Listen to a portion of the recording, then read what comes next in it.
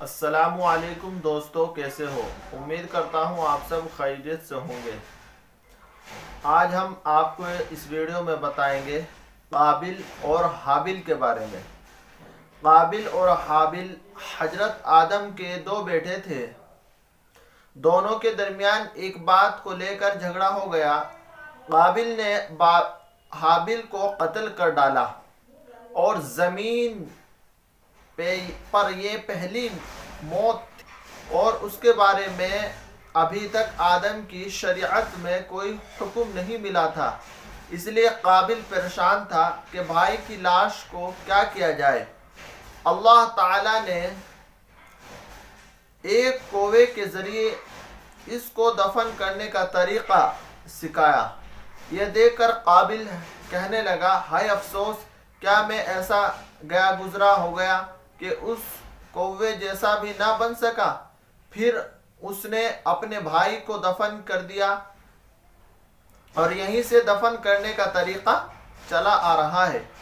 حضور صلی اللہ علیہ وسلم نے قابل کے متعلق فرمایا، دنیا میں جب بھی کوئی شخص ظلم میں قتل کیا جاتا ہے تو اس کا گناہ حضرت آدم علیہ السلام کے بیٹے قابل کو ضرور ملتا ہے، اس لیے کہ وہ پہلا شخص ہے جس نے ظالمانہ قتل کیا، ابتدا کی اور یہ ناپاک طریقہ جاری کیا۔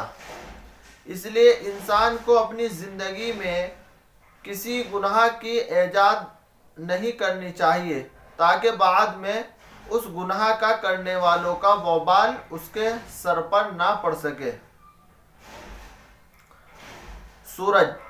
سورج اللہ تعالیٰ کی بنائی ہوئی ایک زبردست مخلوق ہے۔ اس سے ہمیشہ ہمیں روشنی اور گرمی حاصل ہوتی ہے۔ وہ روزانہ مشرق سے نکلتا ہے اور مغرب میں ڈوبتا ہے، لیکن اللہ تعالیٰ قیامت کے قریب اسے اپنی قدرت سے مشرق کی بجائے مغرب سے نکالے گا، اور اس کی لمبائی چوڑائی لاکھوں میل ہے۔ وزن کے اعتبار سے زمین کے مقابلے میں لاکھوں گنا زیادہ ہے۔ اتنی وزنی اور بڑی سورج کو مقرر نظام کے تحت چلانا اور کروڑوں میل کی دوری سے پوری دنیا کو روشنی اور گرمی عطا کرنا اللہ تعالیٰ کی قدرت کی بڑی نشانی ہے۔ اللہ تعالیٰ کی کتنی بڑی قدرت ہے، اور اس کی کتنی بڑی قدرت کی نشانی ہے کہ اللہ نے اتنا بھاری اور وزنی سورج ساری دنیا کو مزین کرتا ہے، اللہ پاک نے لگا رکھا ہے، اور سردی اور گرمی اللہ تعالیٰ اسی کے ذریعے کرتے ہیں۔ ایک شخص نے رسول اللہ صلی اللہ علیہ وسلم سے عرض کیا کہ اللہ کے رسول، اسلام میں اللہ کے نزدیک سب سے زیادہ پسندیدہ عمل کیا ہے؟ آپ صلی اللہ علیہ وسلم نے فرمایا، نماز کو اس کے وقت پر ادا کرنا، اور جو شخص نماز کو جان بوجھ کر چھوڑ دے اس کا کوئی دین نہیں، اور نماز دین کا ستون ہے۔ وضو میں کانوں کا مسح کرنا۔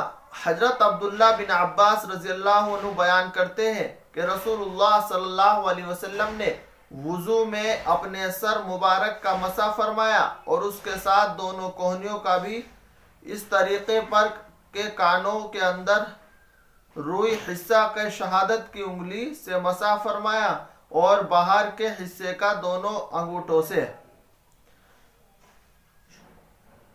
عاشورے کا روزہ کا ثواب۔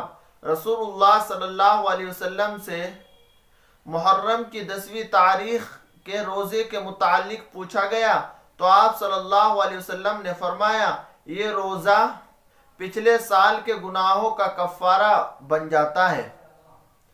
رسول اللہ صلی اللہ علیہ وسلم نے فرمایا، جس نے سوال کیا حالانکہ اس کے پاس اتنا موجود تھا جس سے اس کی ضرورت پوری ہو سکتی تھی، تو وہ قیامت کے دن اس حال میں آئے گا کہ اس کے چہرہ عیب دار اور اس پر خارش ہوگی۔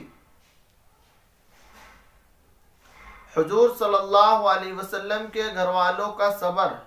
حضرت ابن عباس رضی اللہ عنہ بیان کرتے ہیں کہ رسول اللہ صلی اللہ علیہ وسلم اور آپ صلی اللہ علیہ وسلم کے گھر والے بہت سی رات بھوکے رہتے تھے، ان کے پاس رات کا کھانا نہیں ہوتا تھا، جبکہ ان کا کھانا عام طور سے جو کی روٹی ہوتی تھی۔ پرہیزگار لوگوں کے لیے خوشخبری۔ قرآن میں اللہ تعالیٰ فرماتا ہے، بے شک پرہیزگار لوگ جنت کے باغوں اور چشموں میں ہوں گے، ان کے کہا جائے گا کہ تم ان باغوں میں امن و سلامتی کے ساتھ داخل ہو جاؤ، اور ہم ان کے دلوں کو کی آپسی رنجش کو اس طرح دور کریں گے کہ وہ بھائی بھائی بن کر رہیں گے اور تختوں پر آمنے سامنے بیٹھا کریں گے۔ دبلے پن کا علاج۔ حضرت عائشہ رضی اللہ تعالی عنہا فرماتی ہے کہ جب میری والدہ نے مجھے رسول اللہ صلی اللہ علیہ وسلم کے پاس رخصت کرنے کا ارادہ کیا تو میرے دبلے پن کا علاج کرنے لگی، مگر کوئی علاج کا کارگزار نہ ہوا، تو پھر میں نے تر کھجوروں کا ساتھ ککڑی کا کھانا شروع کیا تو میں معتدل جسم والی ہو گئی، یعنی دبلا پن دور ہو گیا۔ قرآن کریم کی نصیحت۔ قرآن میں اللہ تعالیٰ فرماتا ہے، کیا لوگ زمین میں چل پھر کر نہیں دیکھتے کہ ان سے پہلے لوگوں کا کیا انجام ہوا؟ اللہ تعالیٰ نے ہلاک کر ڈالا، اور ان کافروں کے لیے بھی اس قسم کے حالات ہونے والے ہیں، اس لیے کہ اللہ تعالیٰ اہل ایمان کا دوست ہے اور کافروں کو کوئی دوست نہیں ہے۔ اللہ تعالیٰ جو ہے اہل ایمان والوں کا دوست ہے اور کافروں کا کوئی دوست نہیں۔ ایسی ہی ویڈیو لے کر حاضر ہوں گے آپ کی خدمت میں پھر۔ تب تک کے لیے ہمارے یوٹیوب چینل اسلامک ٹیچر کو سبسکرائب کریں، بیل آئیکن کے بٹن کو ضرور دبائیں، لائک کریں۔ السلام علیکم۔